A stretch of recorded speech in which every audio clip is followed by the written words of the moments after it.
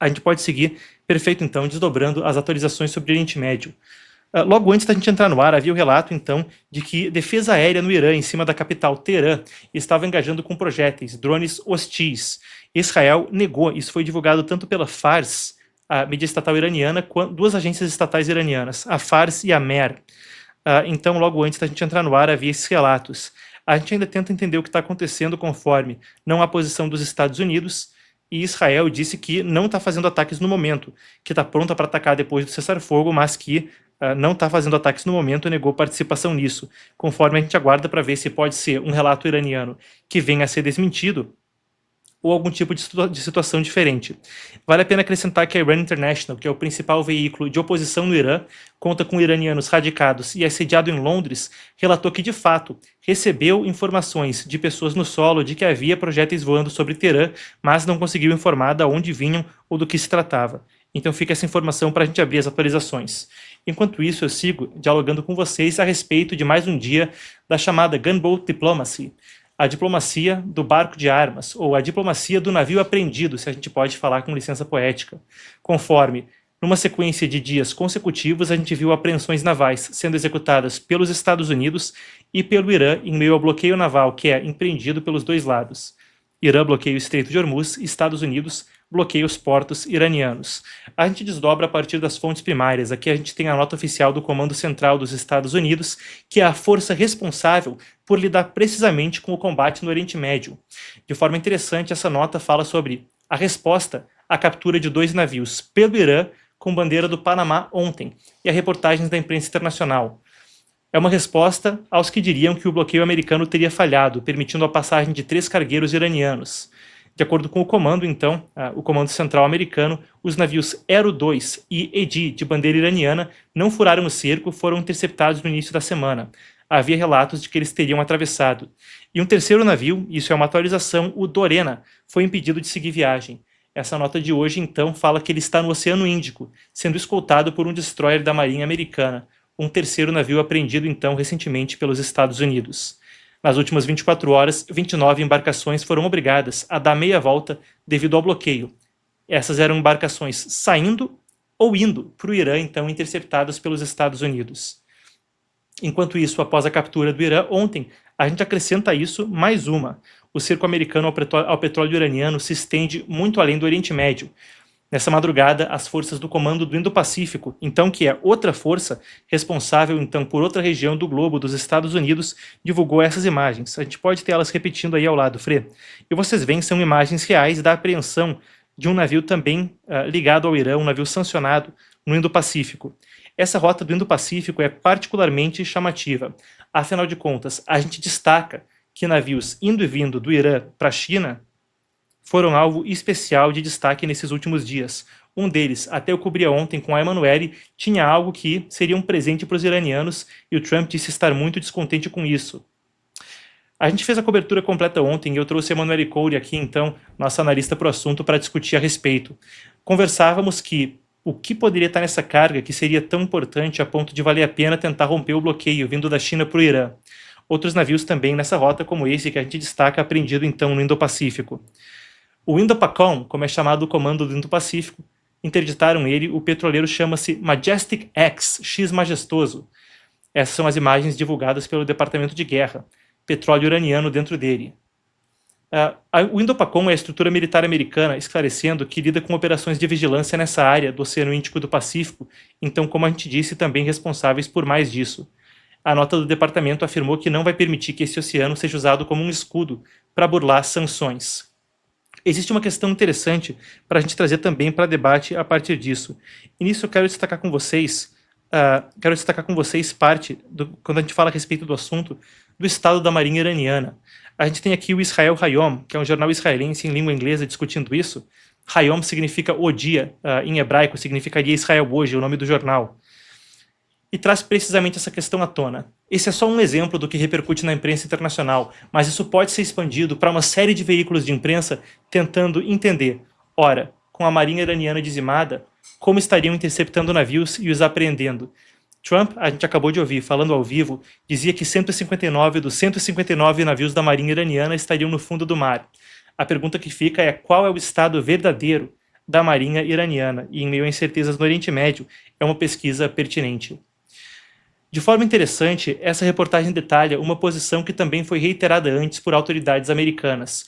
Enquanto a Marinha de fato tem os seus navios afundados, a frota fantasma da Guarda Revolucionária continua ativa. Um tipo de grupo de navios que, 1. Não segue o credenciamento internacional, colocando ou operando sem bandeira ou trocando frequentemente a bandeira dos navios, mas em segundo ponto, navios de pequena escala, lanchas de ataque rápido, que estão constantemente podendo ser mobilizadas de um ponto ao outro da costa do Irã, enquanto não se equiparam a uma marinha de guerra para fins de terrorismo, apreensão de barcos, ataques militares em pequena escala na costa, acabam sendo possíveis, passíveis de uso para esse fim. Os 2 navios de carga ontem no Estreito de Hormuz, falando neles, também tiveram um vídeo divulgado. Se a gente viu o vídeo divulgado pelos Estados Unidos, a Marinha iraniana, numa medida pouco comum para outras forças armadas do mundo, exceto a americana, também divulgaram um vídeo. A gente tem aqui o vídeo divulgado pelo Irã, onde a gente vê precisamente esse modus operandi. Lanchas pequenas de ataque rápido, repercutindo aquilo que a gente discutia anteriormente. Novamente, o Irã atacou ontem 3 navios, um com a bandeira da Libéria, 2 com bandeira do Panamá. Os 2 com bandeira do Panamá foram apreendidos. Esse é um deles que você vê aí, e levados para a costa. Então você vê eles com essa espécie de meia na cabeça, não para falar aqui em termos chulos, mas com essas balaclavas aí cobrindo o rosto e com pequenas lanchas de ataque rápido apreendendo esse navio com bandeira panamenha, mas normalmente navios com bandeira do Panamá ou da Libéria são 2 bandeiras comuns, existem diferenças sobre regulações, então não necessariamente são operados por esses países, apenas tem essa representação internacionalmente. E por aí a gente consegue também desdobrar o enigma de como a coisa está se desdobrando em termos de uma marinha supostamente arruinada, conseguindo fazer esses ataques. Lanchas de ataque rápido continuam operativas.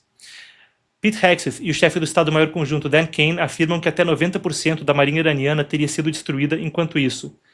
Mas, conforme a gente repercutia, essas lanchas não. Prosseguindo, eu desdobro com vocês publicações de Trump. Claro, a gente ouviu o presidente americano falar ao vivo agora, mas é interessante a gente passar pelas publicações dos 2 lados do conflito que ajudam a gente a entender o estado do impasse. Após a divulgação dessas matérias e coisa do tipo, falando que o Trump estaria sob pressão, a gente tem aqui algumas questões que ajudam a gente a entender melhor o panorama. Primeiro, essa daqui, que foi também manchete ao longo do dia. Eu ordenei que a Marinha Americana atire e mate qualquer embarcação, por menores que sejam. Os navios de guerra deles estão todos, os 159 no fundo do mar, que esteja colocando minas nas águas do Estreito de Hormuz. Essas lanchas de ataque rápido e outras embarcações menores poderiam estar sendo usadas para essa função lança-minas. Ele segue, não deve haver hesitação. Além disso, nossos navios varredores de mina estão limpando o estreito nesse momento. Ordeno que essa atividade continue, mas em um nível triplicado. Obrigado pela atenção a esse assunto, presidente Donald J. Trump. Um adendo sobre isso, pessoal. Vale a pena acrescentar, quando a gente discute a respeito do assunto, que Trump havia anteriormente também, ou melhor dizendo, havia consistentemente pedido que se limpasse as minas do estreito. Existe um debate agora sobre quanto tempo isso demoraria de fato. A gente acabou de ler uma publicação onde Trump pedia para triplicar o esforço. E a gente pode destacar isso a partir de uma matéria que a gente repercutiu aqui ontem do Washington Post. Ela citava fontes anônimas do Pentágono, sem confirmação oficial, mas citando então, em segunda mão, o Washington Post trazia uma matéria exclusiva, ouvindo fontes em caráter de anonimato que falavam que uma operação para limpar de fato o Estreito de Hormuz poderia demorar até 6 meses. 6 meses. Claro, enquanto o estreito tem cerca de 56 quilômetros e a estimativa naquela matéria era de 20 minas, que seguradora vai botar grana nisso? A gente vê que os navios não estão dispostos a passar sem seguro, e se as seguradoras não estiverem convencidas de que a passagem está limpa, o impasse continua. Baixo custo, barcos pequenos, problema grande, custo alto para a economia global. Em seguida, a gente tem outra postagem do Trump aqui nessa, onde ele fala sobre precisamente a questão do controle de Hormuz. E ele fala que não está sob pressão. Nas palavras dele, aspas, o Irã está tendo muita dificuldade para descobrir quem é o seu líder. Eles simplesmente não sabem. A disputa interna entre os linha dura, que têm perdido feio no campo de batalha, e os moderados, que não são nada moderados, mas estão ganhando respeito, é maluca. Temos controle total sobre o Estreito de Hormuz, nenhum navio pode entrar ou sair sem aprovação da Marinha dos Estados Unidos. Está totalmente selado até que o Irã seja capaz de fechar um acordo. Obrigado pela atenção a esse assunto. Bem, eu que me embananei nas postagens nesse quando eu estava introduzindo ela. Depois, agora, no início da tarde, ele havia falado que the clock is ticking. O relógio está no tic-tac para que alguma coisa aconteça da parte dos iranianos. Mas, pegando o gancho do que foi dito, vale a pena a gente abordar precisamente essa questão da desorganização interna no regime. E é uma coisa que a gente tem coberto aqui. Eu tenho que parar com esse hábito, pessoal. Eu falo cobrido, e isso aí é um erro mastodôntico aí, né? Coberto, coberto, coberto. A gente tem coberto isso aqui, esse racha dentro do regime iraniano. E, de fato, parece que agora a coisa chega a um estopim, conforme os americanos falam que não sabem nem com quem negociar. Repercutia na imprensa anteriormente o relato de que depois de 21 horas de negociação em Islamabad, na única conversa entre os dois lados que aconteceu até esse momento, J.D. Vance havia encerrado insatisfeito, conforme os linha dura do regime mandavam os negociadores voltarem, porque não havia alinhamento entre quem estava conversando com os Estados Unidos e quem estava presente em Teherã na liderança do regime. Então essa fragmentação tem sido consistentemente relatada e agora parece chegar a um estopim. Desde a morte de Ali Khamenei, isso aí passa também pela incerteza sobre quem é o líder supremo. A saúde do filho Mojtaba, que foi eleito o novo Ayatollah, parece ser uma coisa incerta. O presidente do parlamento, Mohammad Ghalibaf, emergiu como uma das vozes mais influentes do regime, aparentemente. O protagonismo também coube ao vice-presidente da casa, o parlamento iraniano, Hamidreza Rajabaei, que anunciou hoje que o Irã também estava arrecadando os primeiros valores da taxa imposta a navios que cruzam o Estreito de Hormuz. Tem muita informação desencontrada para lá e para cá. Era uma linha vermelha dos Estados Unidos que houvesse cobrança de pedágio no Estreito. Agora foi dito pelo parlamento iraniano, então, que os valores estão sendo depositados no Banco Central do país. Bom, conforme a gente pincela isso, eu volto a falar com vocês a respeito da questão de Mojtaba Khamenei e o líder supremo. A gente tem aqui uma matéria do New York Times, pendente também confirmação oficial, mas são alguns dos relatos que começam a emergir. Mojtaba estar gravemente ferido, mas mentalmente lúcido, é basicamente a narrativa que se ouviu recentemente, e a reportagem reitera isso. Agora, a novidade seria, diz o New York Times, que Mojtaba passou por 3 cirurgias na perna e pode precisar de uma prótese, com quadro clínico ainda, incluindo recuperação de uma cirurgia na mão e queimaduras graves no rosto e nos lábios, que dificultam a fala. Lembrando, ele não apareceu em público até agora, e quando foi apresentado como o novo líder supremo, numa cena complicada, vamos colocar nesses termos, ele apareceu não pessoalmente, mas como uma placa de papelão do lado dos porta-vozes do regime.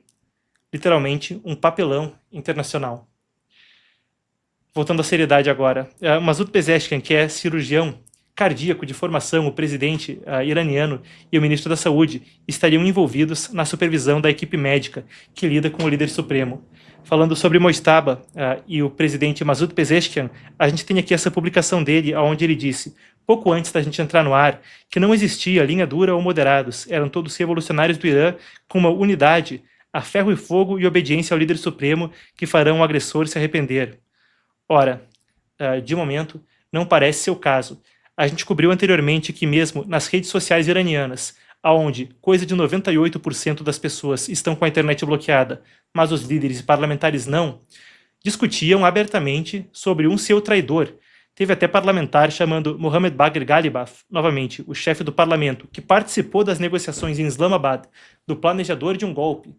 Apelido, então, que passou a circular ali na rede por parte de outros parlamentares, rixa interna, então escancarada. Ainda assim, fica aí o registro da fala do presidente Masoud Pezeshkian. É interessante porque, se a gente ouvia Trump agora há pouco, eu quero passar com vocês por 2 artigos, hoje na imprensa internacional, que também dão para a gente um vislumbre da posição de cada um em meio ao tal do impasse. A gente começa com esse daqui. Isso aqui é da MER, que é uma agência estatal iraniana, então talvez um bom termômetro. Onde eles pareceram ter o take, a análise, o ângulo do Trump always chickens out, taco. Essa é uma expressão que deixa o presidente americano com o sangue fervendo. Anteriormente ele já engajou em responder isso repetidamente. Significa que Trump sempre dá para trás ou Trump sempre amarela. E é uma coisa que os democratas e os críticos de Trump consistentemente usam contra ele. Agora a Mer pegou o jargão da imprensa americana, dos democratas, e usou também. Colocou o título da matéria com Trump sempre recua, o que está atrás da extensão do cessar-fogo. E eu leio com vocês um trecho aqui da matéria que ajuda a gente a captar a essência. Vamos lá. Aqui está então. Uma ameaça é tão crível quanto a vontade de executá-la. Quando essa vontade está ausente, a ameaça se transforma de um ativo em um passivo. Cada ultimato não reforçado corrói a credibilidade do próximo, encorajando o outro lado a resistir com maior confiança. O episódio de cessar-fogo ilustra essa erosão com precisão. Ao se afastar de sua própria retórica, Trump sinalizou que na equação de projeção de poder versus absorção de custos, essa última ainda carrega o maior peso. Ele está disposto a subir até a beira do penhasco, mas não a sair dele. E basicamente os iranianos traziam à tona a perspectiva de que eles entendiam que Trump iria sempre fazer uma ameaça maior que a outra, mas no final das contas acabaria recuando porque ele não estava disposto a assumir o custo de agir e que aquilo era retórica vazia. Algumas das publicações de Trump parecem indicar que ele não gostou nada disso. Mas, para além das publicações dele, eu trago uma não que ele publicou, mas que ele compartilhou. Um artigo publicado pelo Mark Thiessen, que apesar de ser um comentarista conservador, escreveu no Washington Post, que é tradicionalmente um jornal tido como mais à esquerda. Até, abrindo um parênteses, isso aí é outro debate. O jornal hoje foi comprado por Jeff Bezos, dono da Amazon, que na eleição de 2024 pediu que não houvesse apoio aos democratas, explícito que não houvesse apoio declarado aos democratas, e pediu uma sessão de opinião que focasse em valores diferentes. Pode ser por aí que Mark Thiessen, um conservador, entrou nela. Mas seja como for, eu leio com vocês também um trecho desse outro artigo que parece ajudar a gente a navegar a posição de Trump. É o seguinte: nesse momento, aspas para o artigo, os remanescentes do regime iraniano estão sob a impressão equivocada de que Trump quer um acordo mais do que eles. Na terça-feira, eles assistiram como Trump estendeu o cessar-fogo para dar tempo ao lado iraniano, fraturado, para propor uma proposta unificada. E tomaram isso como um sinal de que Trump quer evitar um retorno ao combate. O objetivo do Irã é claramente arrastar as negociações o maior tempo possível, acreditando que quanto mais tempo as principais operações de combate forem suspensas, menor a probabilidade de retomar. Eles estão apostando que Trump, sob pressão política e econômica, em casa, não quer reiniciar a guerra. Trump precisa desiludi-los dessa noção. Ele teria dito ao Irã que tem de 3 a 5 dias para fazer uma contra-oferta séria. Se não o fizer, ele deve retomar as operações de combate, começando com os ataques visando os líderes recalcitrantes do Irã. Se o regime iraniano está realmente fraturado entre uma facção que quer um acordo e uma facção que não quer, há uma solução simples: mate a facção que não quer. Então, basicamente, publicou aí uma matéria onde era sugerido matar quem estivesse contra um acordo e resolver a questão do impasse entre as facções no Irã com a morte daquela que fosse mais oposta aos Estados Unidos.